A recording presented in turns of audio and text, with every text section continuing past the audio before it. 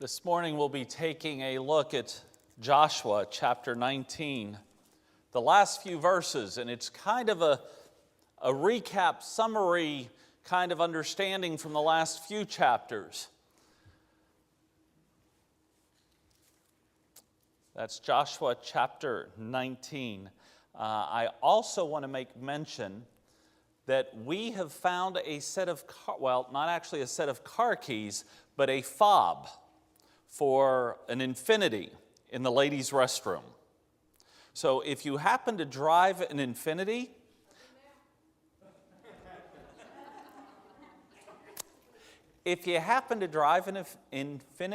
please make sure you have your keys. If not, I believe we were trying to get those to George Bacher. If you don't know who that is, he is the gentleman wearing the flag dress shirt that is outside in... Thank you. You know, there are just some days that words don't come, and they're not coming this morning. Out in the vestibule. Thank you, Debbie. Also, I'll make mention, just in case you all haven't checked your email, we are missing Edith this morning as she went into the hospital Thursday night for a procedure. So do keep Edith Miller in your prayers. Here we go. Joshua chapter 19. Starting in verse 1. The second lot came out for Simeon, for the tribe of the people of Simeon, according to their clans, and their inheritance was in the midst of the inheritance of the people Judah. And they had for their inheritance Beersheba, Sheba, Molada, Hazar Shual, Bala, Ezem, Iltolad, Bethuel, Hormah, Ziklag, Beth Markaboth, Hazar Susa, Beth Lebaoth, and Sharuahen, 13 cities with their villages. Ain, Rimmon, Ether, and Ashan, 4 cities with their villages, together with all the villages around these cities, as far as Baalath Beer, Ramah of the Negeb. This was the inheritance of the tribe of the people of Simeon according to their clans. The inheritance of the people of Simeon formed part of the territory of the people of Judah, because the portion of the people of Judah was too large for them, and the people of Simeon obtained an inheritance in the midst of their inheritance. Now, if you will be kind enough, I am going to skip forward. I am going to flash forward because, man, I just told you I'm struggling with the word vestibule. The cities that Joshua continues to allot to the tribes continue on. We have Zebulun, we have Issachar, we have Asher, we have Naphtali, we have Dan. And then when we get down to verse 49, something slightly different happens. When they had finished distributing the several territories of the land as inheritances, the people of Israel gave an inheritance among them to Joshua, son of Nun. By command of the Lord, they gave him the city that he had asked, Timnath-Serah, in the hill country of Ephraim. And he rebuilt the city and settled in it. These are the inheritances that Eleazar the priest and Joshua the son of Nun and the heads of the fathers' houses of the tribes of the people of Israel distributed by lot at Shiloh before the Lord at the entrance of the tent of meeting. So they finished dividing the land.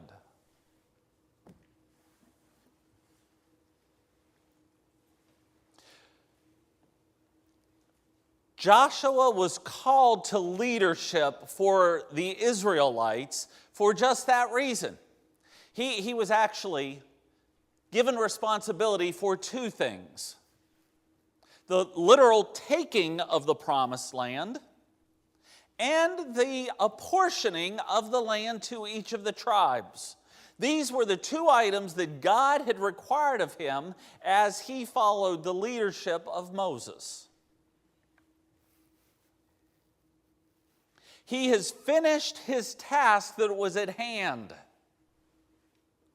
And here we see the people of Israel repaying him in kindness. Now, here we go. Going to give you just a little bit of audience participation, and this is not a trick question, okay? I want to state that because sometimes people get nervous about answering. They think that's too simple of an answer. Why was the nation of Israel giving something to Joshua? See, that wasn't a trick. He was their leader. He had faithfully exercised that which he was accountable for. So they decided to get together and honor him. They must have thought he did a good job. Would have had to, right? Because if not, you wouldn't pay special attention and call him out.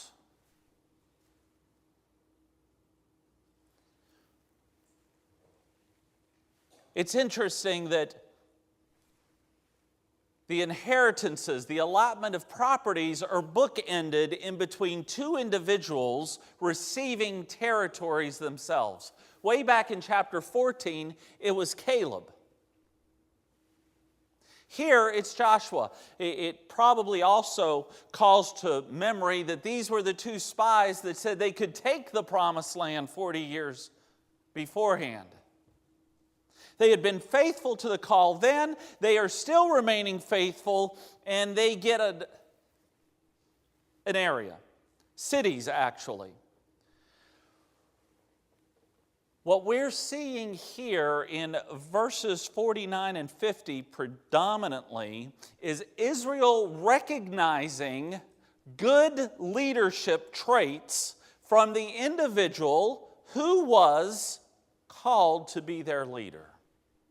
This kind of summarizes the last few chapters. It's not just all on its own, but they're rewarding for what he has done in the way he has done it.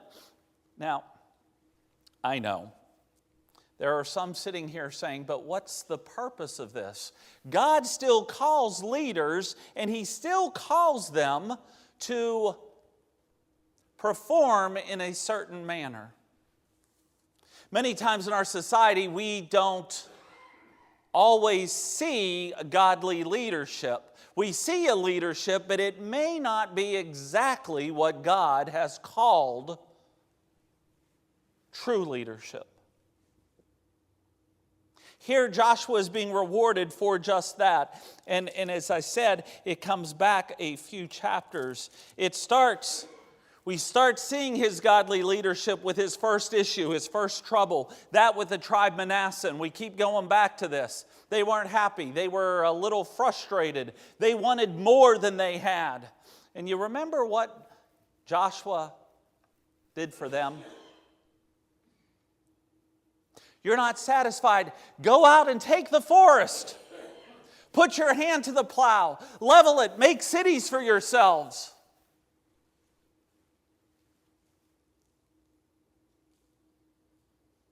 He learned from that. He got people involved. Good leadership always requires delegation. If you are in a leadership position, and as I look out there, I know there are leaders out there. At work, here in church, in your family, if you are a leader and you are not delegating, you are not being faithful to what God has called you to. Because time and time again, we see God telling his chosen leadership to incorporate more folks in. Even in the desert, Moses, undisputed leader of the children of Israel, appointed judges to see lesser issues, to have things taken care of before getting to him. Why? Because if you need to decide everything for everyone, you're going to be exhausted. You're going to be tired. When we start to tire, we get muddled thinking. When we muddle thinking, we don't always think our best. We don't always come to right conclusions. We get knee-jerk reactions, or we wait too long, or we just do, well, I shouldn't say we. I do stupid stuff.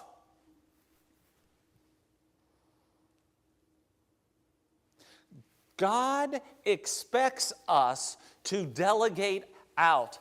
I really wanted to run a little exercise this morning, a little visual that you would always remember, but I'm going to abstain from, am I going to abstain from doing that? No. You want me to do it? All right, I need a young volunteer. I need someone that's going to be able to, come on down, young man. I am going to show you why it is so important for us to delegate. All right, here's what we're going to do. We're going to have a race, and we're going to see who can recruit 10 people first. All you have to do to recruit someone is shake their hand, okay? And this young man is going to do something proper. He is going to show good leadership. What you're also going to do is whoever's hand you shake first, you're going to teach them how to shake someone else's hand and encourage them to do that, okay? Okay. And then after about 2 minutes, we are going to see who has more people on their team. Okay. All right? Are you ready? All right. Go.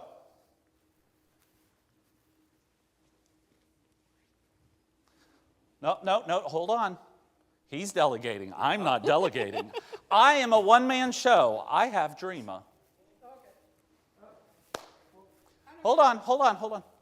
Now I have you, John. Okay. You can have a seat. No, you can have a seat. I'm not delegating. I am a one-man show. I can do it all on my own. Look at me. I am a leader. These are my people. They are following me. Let's stop. Stop. We're good. All right. Anyone who has been impacted by the gentleman with Trail Life, would you raise your hand? Thank you. Thank you. All of those under my leadership there, raise your hand. Who had the bigger impact on our society? Why? Thank you. You can now rejoin your group. Why did he have a bigger impact than I? He delegated. He brought people in, they bought into it, and they served alongside of him instead of just one person saying, hey, look at me, look at me. Look how good I am. I had 4 people.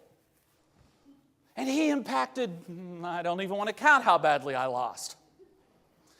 God asks us to delegate. 1, it lessens the strain and burden on leadership. 2, it grows people.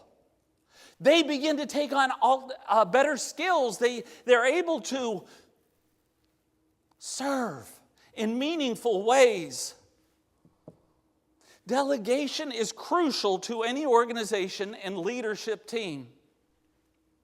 And yet, it's one item that we lack terribly.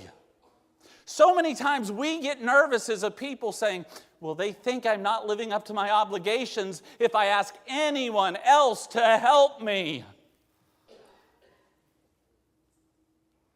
But they might not think I'm strong enough to do the job. They might not think I'm capable of doing the job if I'm constantly asking someone else to do something. Folks, you know what that is? That's pride. And we need to get over it. Delegation is the first tool that godly leaders must use in order to bring about His results.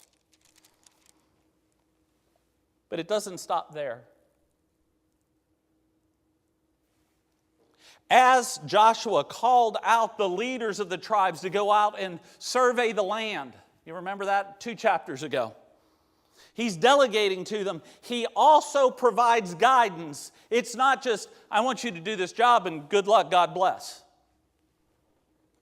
Here's how I want you to divide out the land in equal parts. Make it as fair as humanly possible. And you're going to start this way and move that way. There's direction, there's guidance, there's oversight. That is good leadership. You know what isn't good leadership? Good luck, God bless. Hey, I would like you to do a job. I would like you to, well, I don't know, let's pull something out of the air. I would like you to clean the swimming pool. Now, I'm going to look at someone really young to do this, someone who may have never done it before. Clean the swimming pool. And being obedient and want to be a servant and wanting to follow and having buy-in, knowing that they're not going to swim in that moss-caked, smelly thing. They want it clean because they want to have a good time. They want to enjoy it with their friends. And these days are getting hot. They're gung-ho to do it, but they have no earthly idea how to go about it. Good leadership doesn't say, well, figure it out. Good leadership gives an idea of how they should be doing it. Notice I said a good idea. Because there's the knee-jerk response to absolutely no guidance, and the other one is that micromanaging. You know what I'm talking about? Yeah, I want you to clean the swimming pool, and I want you to use Clorox, and I want you to use an Oral-B toothbrush. Because I have found Oral-B reaches all those little crevices that I really want to make sure is clean. No, don't dare go under the sink and get that big brush. That's not what I'm talking about. I want Oral-B. You missed a spot. That's not good leadership. That's just being a pain in the patookus. And that is a very technical term, by the way.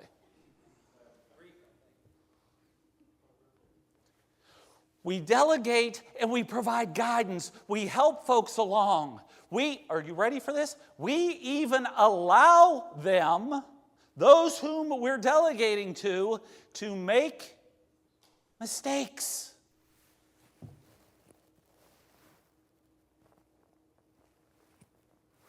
No one ever talks about allowing people to make mistakes. Are you crazy? Man, some of the best lessons I've ever learned in my life were times when I didn't do something right. You learn from it, and you really try not to do it again. And there is nothing like hands-on experience to learn. I mean, I know I've shared the illustration again before, but it is just so worthwhile. You learn a whole lot more about cats by grabbing one by the tail and picking it up than you ever do reading on the internet about cats. The first thing you're going to learn is you don't pick up cats by their tail. We can make mistakes, and if we have someone that cares about us and we have leaders over us, they should come in and say, now how could that have gone better? And you walk them through it. You get their ideas, you listen to them, you make sure they understand what went on and what you were hoping to get done. Sometimes it's so simple, but we're so worried about the end outcome. And when we're talking about church life, I'm going to shock you again. God isn't concerned about the end outcome because He knows you, He died for you, He saved you. He knows the end outcome. He's interested in the process. How are we getting there? How are we becoming more like Christ?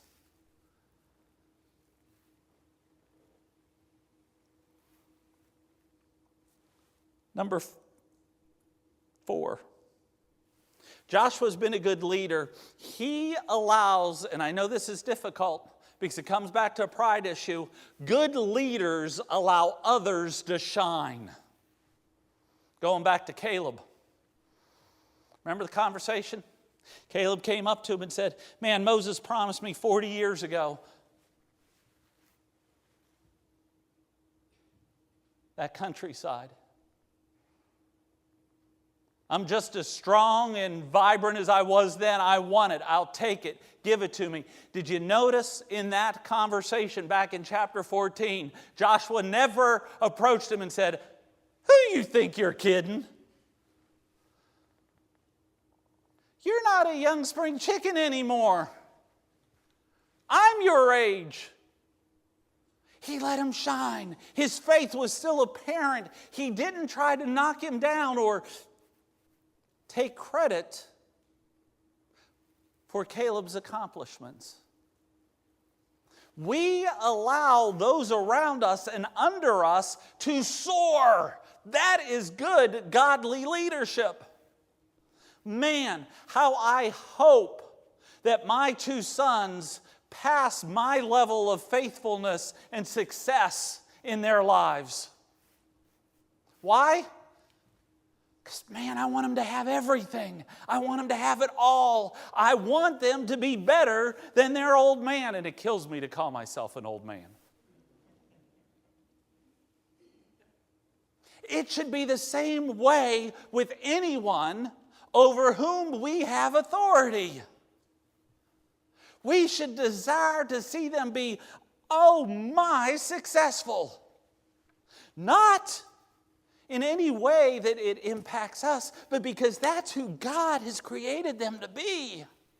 Man, it's so exciting to see people grow in their faith and in their skills and do what they feel God has called them to do. And we have a responsibility for helping lead and guide those people. Let them shine. It's not about coattails. I mean, there are some folks that I have had the pleasure of working with that are just so much more qualified and more capable than I'll ever be. We need to praise that and move them up and through. Give them challenges. Allow them to be all God has called them to. Having said that, I just have to share, y'all have such a great staff here at Bethlehem Baptist Church right after that senior pastor marker. I mean, the folks that are here, their giftedness, their faithfulness, their dedication is just unbelievable. And unless you work real closely with them, you might not see it because they don't tend to toot their own horn. But you got good folks working, and that's what makes excitement. It invigorates, and it allows us to go places we would never think we could handle. Now, we've hit some pretty practical things, and we haven't hit one of, if not the most important. And this is kind of tucked away in verse 51. These are the inheritances that Eleazar the priest and Joshua the son of Nun and the heads of the fathers' houses of the tribes of the people of Israel distributed by lot at Shiloh before the Lord at the entrance of the tent of meeting. So they finished dividing the land. See, the other truly important thing, and it really should start here, is the number one, the priority. And it tells us this because it happens at the entrance of the tent of the meeting, which was their temple, which was their church, which was their holy place where God resided.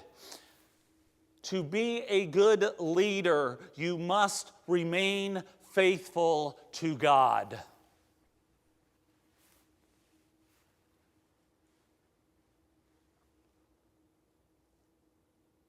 Without faithfulness and commitment to God, you, I, everyone will go astray. And we will pervert everything that we want to do.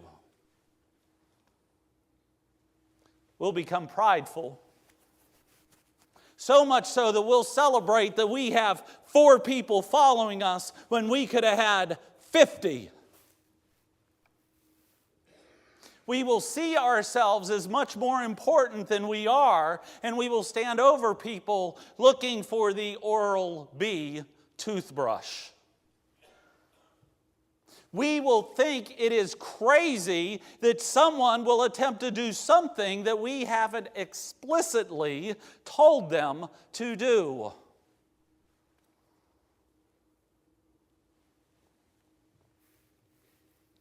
And we'll hear people without listening. We must remain close with God the Father daily. And anything that starts to interfere with that relationship, we must crush. Not through our power, but the power of the Holy Spirit. Everything we do should end up at God's feet. And if we have hesitation about being able to take it to God and Him bless it, then we've already started to deviate.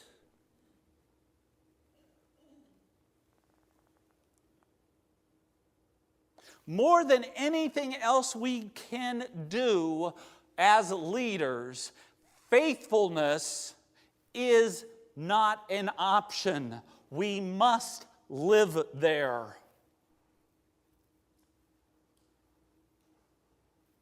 God can overcome so many of our shortcomings. And you look at it. Look at all the way God uses the people of His church.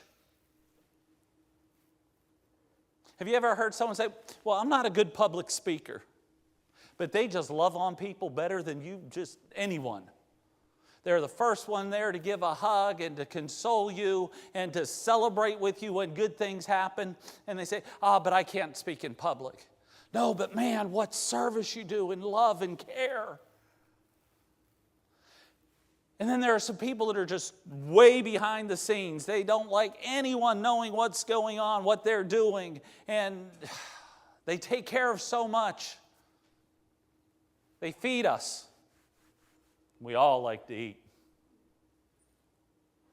They clean up. They decorate. They keep track of the books. All of these just very quiet behind the scenes. God can make up for so much if we're just faithful. And then, God gives some of us big mouths and tells us to get up and talk. And sometimes that's a giftedness too. But it all begins with our commitment to follow Him.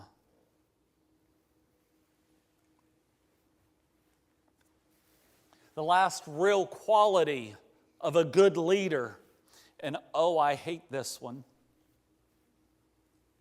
It gets on my every nerve when I have to say it. Patience. I don't have much patience with stuff. I've known that all my life. When I hit the on button to my computer, I expect it to be on, and I expect exactly what I want on that homepage to be there. If I have to count to one, it's not meeting my needs. I live in a microwave society. I want everything and I want it yesterday. I am not patient with things. I'm a little better with people. Usually. Patience is required. Why is patience required for good leadership? Because we all do not grow at the same rate.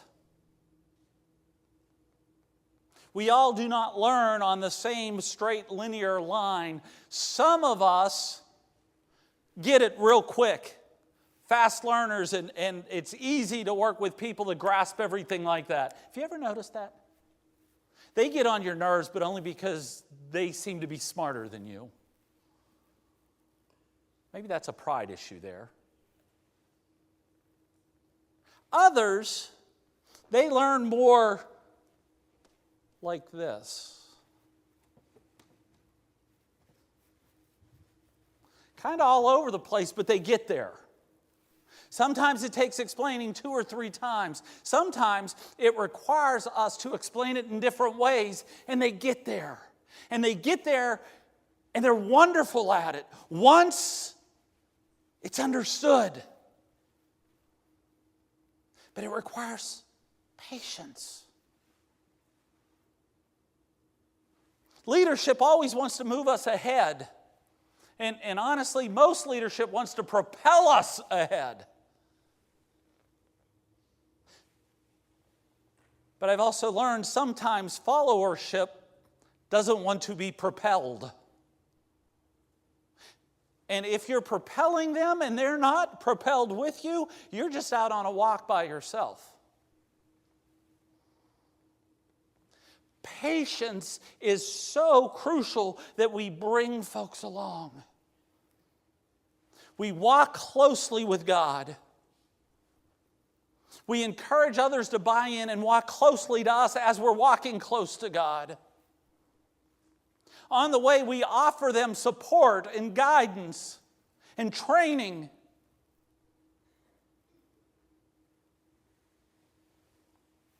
We celebrate their victories publicly in big ways that they shine.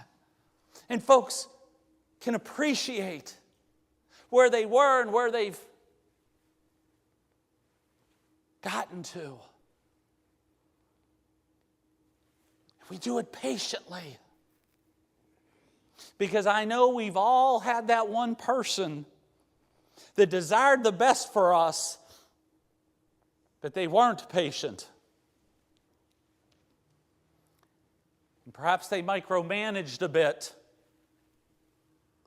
And it didn't seem,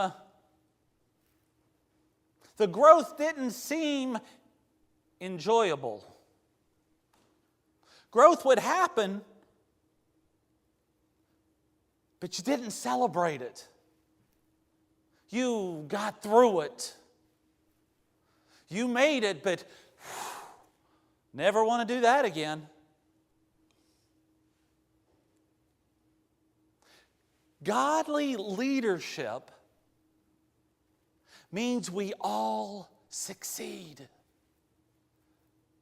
It means we all shine. And it means God's purpose happens.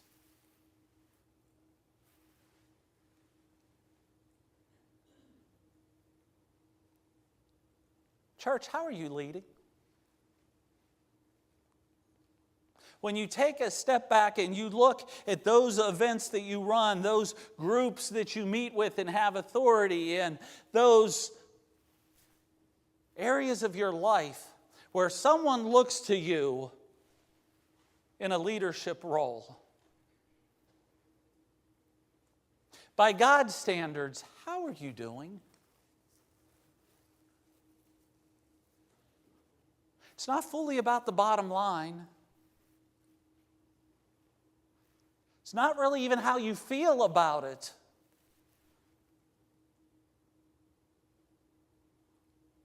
Do you show the concern and the love that Joshua demonstrated? Later on, we see it in David. And further on in John the Baptist. And of course, the ultimate model in Jesus and in Paul of Tarsus. Styles that build those around them up so that God's name will be praised.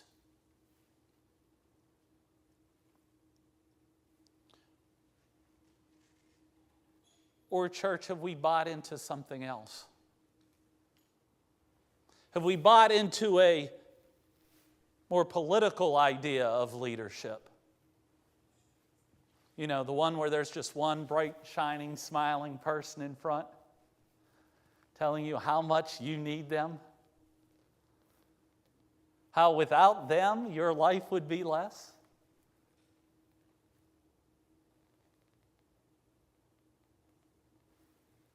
God is the big leader. And He places some just under Him, that nothing falls through the cracks. That people are cared for, supported, ministered to, trained, equipped, and set free. Why?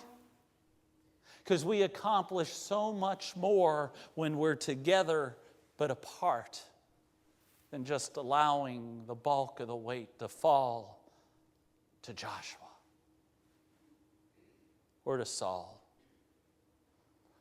Or for your sakes, God forbid, Jack.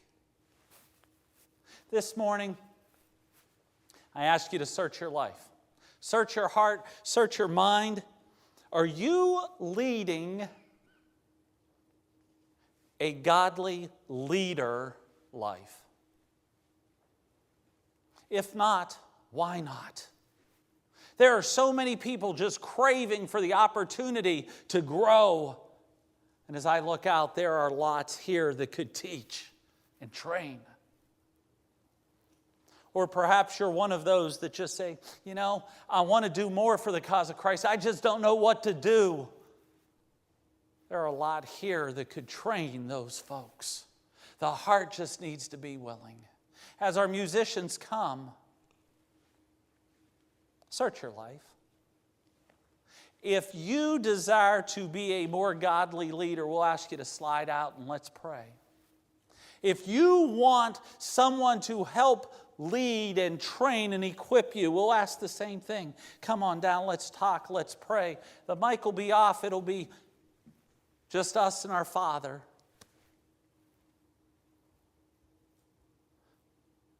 But on this Memorial Day, when we talk about those who sacrificed all for our country, we're asking the same for His kingdom. That we sacrifice a little pride, a little heart, and a little determination to be all that God would call us to be. Won't you stand? Won't you sing?